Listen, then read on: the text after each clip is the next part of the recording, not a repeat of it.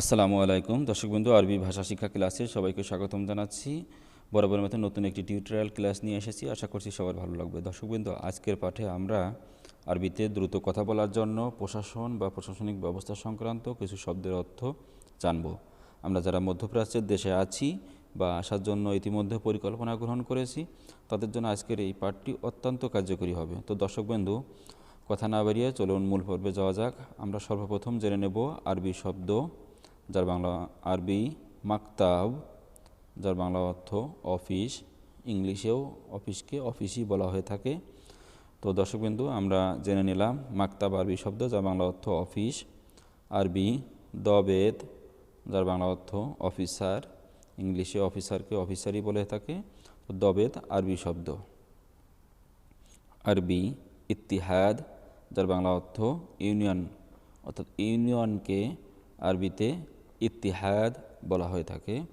আরবি মাজলিসুস Ittihad, union পরিষদ, অর্থাৎ ইউনিয়ন পরিষদকে আরবিতে মাজলিসুস ইত্তিহাদ বলা হয়ে থাকে।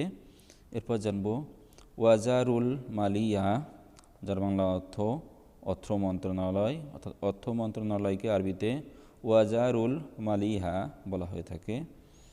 আরবি মুস্তাবিদ, যার বাংলা অর্থ একনায়কতন্ত্র, অর্থাৎ একনায়কতন্ত্রকে আরবিতে মুস্তাবিদ বলা হয়ে থাকে। আরবি হাকিম, যার বাংলা অর্থ গভর্নর। ইংলিশেও গভর্নরকে গভর্নরই বলে থাকে, যার আরবি অর্থ হাকিম।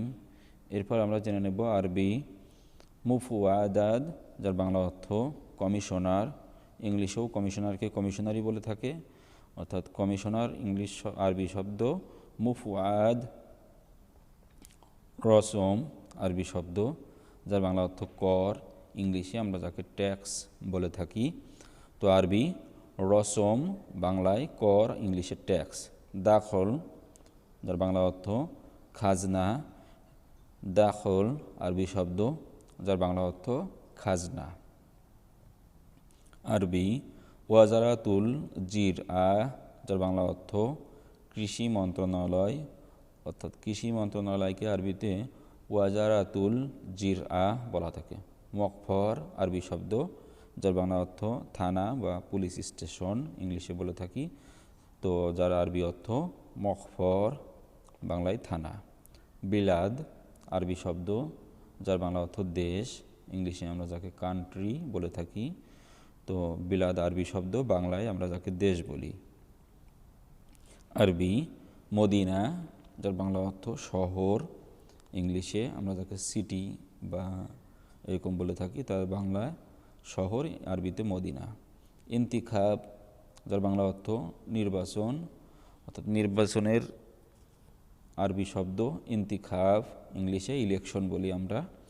তো এরপর আমরা জানব মুদির আরবি শব্দ, যার বাংলা অর্থ পরিচালক। ইংলিশে আমরা যাকে ম্যানেজার বলি, বাংলায় পরিচালক, আর আরবিতে মুদির বলা হয়ে থাকে। তো আরবি খারিজিয়া, যার বাংলা অর্থ পররাষ্ট্র মন্ত্রণালয়। ইংলিশে আমরা ফরেন মিনিস্ট্রি যেটা বলে থাকি, তার আরবি। এরপর আমরা জেনে নেব আরবি বলদিয়া, যার বাংলা অর্থ পৌরসভা, অর্থাৎ পৌরসভাকে আরবিতে বালদিয়া বলা হয়ে থাকে। তো এরপর আমরা জেনে নেব আরবি সুরতা, যার বাংলা অর্থ পুলিশ, অর্থাৎ পুলিশকে আরবিতে সুরতা বা সুরতাল বলে থাকে। তো এরপর আমরা জেনে নেব আরবি ইদারা, যার বাংলা অর্থ পরিদপ্তর, অর্থাৎ পরিদপ্তরকে আরবিতে ইদারা বলা হয়ে থাকে। ইদারা আরবি শব্দ, বাংলা পরিদপ্তর। আরবি ইদারা প্রশাসন, অর্থাৎ একই শব্দের ভিন্ন ভিন্ন জায়গায় ভিন্ন অর্থ ব্যবহৃত হয়েছে, কেউ ভুল বা ভ্রান্ত ধারণা নেবেন না। ইদারা, যার বাংলা অর্থ প্রশাসন। আরবি সৌদ, যার বাংলা অর্থ ভোট। ইংলিশেও ভোটকে ভোটই বলা হয়ে থাকে। তো ভোটের আরবি সৌদ। এরপর আমরা জেনে নিব আরবি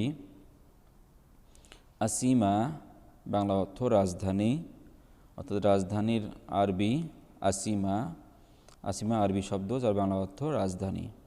এরপর আমরা জেনে নেব আরবি সিয়াসা, যার বাংলা অর্থ রাজনীতি। আরবি সিয়াসা, যার বাংলা অর্থ রাজনীতি। এরপর আমরা জেনে নিব আরবি দাওলা, যার বাংলা অর্থ রাষ্ট্র। তো রাষ্ট্রকে আরবিতে দাওলা বলা হয়ে থাকে, অর্থাৎ স্টেট যেটা আমরা বলি অনেক জায়গায় দাওলা। হুকুমা আরবি শব্দ, যার বাংলা অর্থ সরকার বা গভর্নমেন্ট, আমরা যেটা ইংলিশে বলে থাকি। তো হুকুমা আরবি শব্দ, যার বাংলা অর্থ সরকার। হুকুমি আরবি শব্দ, যার বাংলা অর্থ সরকারি। হুকুমি আরবি শব্দ, যার বাংলা অর্থ সরকারি। আরবি কাঈদ, যার বাংলা অর্থ সেনাপতি, অর্থাৎ সেনাপতিকে আরবিতে কাঈদ বলা হয়ে থাকে। কাঈদ আরবি শব্দ, যার বাংলা অর্থ সেনাপতি। এরপর আমরা জেনে নেব উজারাতুদ দাখিলিয়া, যার বাংলা অর্থ স্বরাষ্ট্র মন্ত্রণালয়। উজারাতুদ দাখিলিয়া আরবি শব্দ, যার বাংলা অর্থ স্বরাষ্ট্র মন্ত্রণালয়। এরপর আমরা জানব হাকিম আশকারি, যার বাংলা অর্থ সামরিক শাসক, অর্থাৎ সামরিক শাসককে আরবিতে হাকিম আশকারি বলা হয়ে থাকে। এরপর আমরা জানব আরবি কাতিব, যার বাংলা অর্থ ক্লার্ক। আরবি কাতিব, যার বাংলা অর্থ ক্লার্ক, ইংলিশেও ক্লার্ক বলে থাকে, বাংলায় করণিক।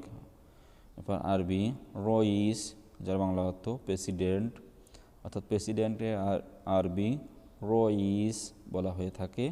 এরপর আমরা জানব স্বীকৃতির আরবি শব্দ, যার বাংলা অর্থ সচিব, ইংলিশে আমরা যাকে সেক্রেটারি বলে থাকি, তো তার আরবি স্বীকৃতির।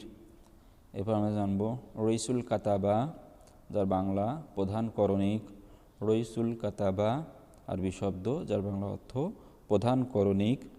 তো এরপর আমরা জেনে নেব দর্শক আরবি সেক্রেটারির মুস্তারিক, যার বাংলা অর্থ যুগ্ম সচিব, ইংলিশে আমরা যাকে জয়েন্ট সেক্রেটারি বলে থাকি, তো তার আরবি সেক্রেটারির মুস্তারিক। আরবি সাফির, যার বাংলা অর্থ রাষ্ট্রদূত, অর্থাৎ রাষ্ট্রদূতকে আরবিতে সাফির বলা হয়ে থাকে। স্বীকৃতির আম, যার বাংলা অর্থ সাধারণ সম্পাদক, তো সাধারণ সম্পাদকের আরবি স্বীকৃতির আম বলা হয়ে থাকে। আমিনুল মাকতাবা, যার বাংলা অর্থ লাইব্রেরিয়ান। লাইব্রেরিয়ান এটা একটা ইংলিশ শব্দ, এর যদি প্রচলিত কোনো বাংলা জেনে থাকেন তা আমরা জানাবেন। মুসাদ্দিল আরবি শব্দ, যার বাংলা অর্থ রেজিস্ট্রার। এখানে স্কুল কলেজের রেজিস্ট্রারকে বোঝানো হয়েছে এখানে মুসাজ্জিল, যার বাংলা রেজিস্ট্রার। মুদির, যার বাংলা অর্থ ম্যানেজার। ম্যানেজার আরবি বাংলা শব্দ, যার বাংলা আরবি অর্থ মুদির। আরবিতে মুদির, বাংলায় আমরা যাকে ম্যানেজার বলে থাকি। আরবি কাদি, যার বাংলা অর্থ বিচারপতি, অর্থাৎ যিনি বিচার কাজ পরিচালনা করে থাকেন যাকে বিচারপতি, এবং আরবিতে কাদি বলা হয়ে থাকে। রুব্বান আরবি শব্দ, যার বাংলা অর্থ পাইলট, যিনি বিমান পরিচালনা করে থাকেন, পাইলট আমরা যাকে বলে থাকি তাকে আরবিতে রুব্বান বলা হয়ে থাকে। আরবি হার্স বা হারস, যার বাংলা অর্থ দেহরক্ষী, ইংলিশে আমরা যাকে বডিগার্ড বলে থাকি, তো আরবিতে তাকে হার্স বলা হয়ে থাকে। হারিস, যার বাংলা অর্থ প্রহরী, আমরা সেন্ট্রি যেটা বলে থাকি বা প্রহরী, তার আরবি শব্দ হচ্ছে হারিস। এরপর আমরা জানবো হারিস, যার বাংলা অর্থ চৌকিদার। গ্রাম্য চৌকিদারকে এখানে বোঝানো হয়েছে বা তো সেটা আরবিতে হারিস বলা হয়ে থাকে। এরপর জানবো ওয়াজির, যার বাংলা অর্থ মন্ত্রী, অর্থাৎ মিনিস্টার, ইংলিশে আমরা যাকে বলে থাকি তাকে আরবিতে ওয়াজির বলা হয়ে থাকে। এরপর আমরা জেনে নেব আরবি মালিকা, যার বাংলা অর্থ রানী। আরবি মালিকা, যার বাংলা অর্থ রানী, অর্থাৎ রানীকে আরবিতে মালিকা বলা হয়ে থাকে। এরপর আমরা জানব দস্তুর, যার বাংলা অর্থ সংবিধান, ইংলিশে আমরা যাকে কনস্টিটিউট বলে থাকি বা কনস্টিটিউশন বলে থাকি, তো তার আরবি দুস্তুর। এরপর আমরা জানব জসুস, যার বাংলা অর্থ গোয়েন্দা, অর্থাৎ গোয়েন্দাকে আরবিতে জাসুস বলা হয়ে থাকে। তো এরপর আমরা জানবো আরবি মাকতাবুল বারিদ, যার বাংলা অর্থ ডাক বিভাগ, অর্থাৎ ডাক বিভাগকে আরবিতে মাকতাবুল বারিদ বলা হয়ে থাকে। এরপর আমরা জানবো আরবি জুমরুক, যার বাংলা অর্থ কাস্টম। তো কাস্টম আরবি শব্দ হচ্ছে জুমরুক। জুমরুক আরবি বাংলায় কাস্টমস বলা হয়ে থাকে। সিজন আরবি শব্দ যার বাংলা অর্থ কারাগার। অনেক জায়গায় কারাগারকে আরবিতে প্রচলিত ভাষায় সিজিল বলা হয়ে থাকে। আপনারা যে যেটা পারেন সেটা বলবেন, সমস্যা নাই। তো সিজন মানে কারাগার। এরপর আমরা জানব তিজারা, যার বাংলা অর্থ ব্যবসা। ব্যবসা বা বিজনেস আমরা ইংলিশে বলে থাকি, যার আরবি অর্থ তিজারা। আরবিতে তিজারা, বাংলায় ব্যবসা। এরপর জানবো আরবি নাফাক, যার বাংলা অর্থ ব্যয় করা বা খরচ করা। ব্যয় করা বা খরচ করা আরবি হচ্ছে নাফাক। এটা কোরআনেও আছে, অনেকে জানি। মাসরফ আরবি শব্দ যার বাংলা অর্থ ব্যাংক, অর্থাৎ ব্যাংককে আরবিতে মাসরফ উচ্চারণ করা হয়ে থাকে। তো এরপর দর্শক আমরা জেনে নেব আরবি উমলা, যার বাংলা অর্থ মুদ্রা, অর্থাৎ মুদ্রাকে আরবিতে উমলা বলা হয়ে থাকে। এরপর আমরা জানবো আরবি শব্দ মারিদ, যার বাংলা অর্থ মেলা। আর একটা মারিদ মানে আমরা জানি অসুস্থ, এখানে এই মারিদ অর্থ মেলা বোঝানো হয়েছে। মারিদ আরবি শব্দ যার বাংলা অর্থ মেলা। তাসদির আরবি শব্দ যার বাংলা অর্থ রপ্তানি করা। আরবি তাসদির, যার বাংলা অর্থ রপ্তানি করা। এরপর জানবো আরবি মুসাদ্দির, যার বাংলা অর্থ রপ্তানিকারক। আরবি মুসাদ্দির, যার বাংলা অর্থ রপ্তানিকারক। আরবি সাদিরাত, যার বাংলা অর্থ রপ্তানি দ্রব্য।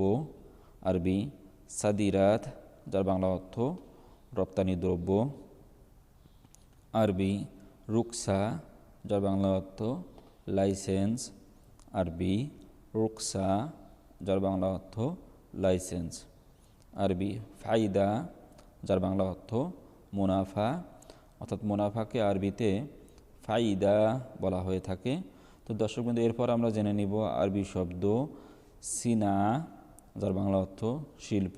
ইংলিশে আমরা তাকে ইন্ডাস্ট্রি বলে থাকি, অর্থাৎ ইন্ডাস্ট্রি বা শিল্পকে আরবিতে সিনা বলা হয়ে থাকে।